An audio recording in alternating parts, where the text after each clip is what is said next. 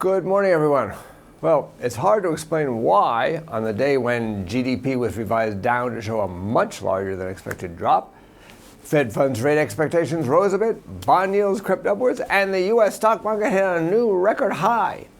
It could be that the larger than expected drop in initial jobless claims was encouraging, but then again, pending home sales for April were also below expectations too. At the end of the day, it probably has more to do with sentiment than with the data. Which, in any event, all the data came out before the start of U.S. trading.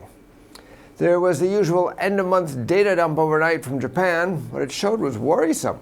A larger-than-expected decline in consumption, expectations of weak output, and slowing price rises. In other words, Abenomics isn't working. The Bank of Japan may have to redouble its stimulus later in the year, after all, with negative implications for the yen. Apparently, the rush to buy in March ahead of the consumption tax hike and the subsequent drop-off in demand in April was greater than during the previous consumption tax hike in 1997. Meanwhile, industrial production also fell in April as companies scaled back production in line with the fall-off in domestic demand.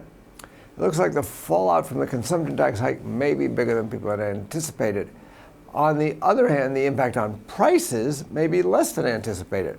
Tokyo Core CPI for May apparently slowed to plus 0.9% year-on-year from 1.0% after taking account of the impact of the tax hike in May. Corporate prices also peaked last November.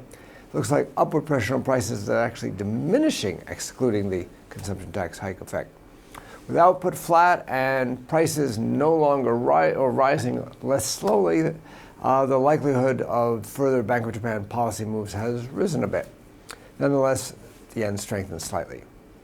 The figures also showed a worrisome drop in the labor force. The labor force had been boosted recently by more women going to work, but the number of female workers began to shrink in January.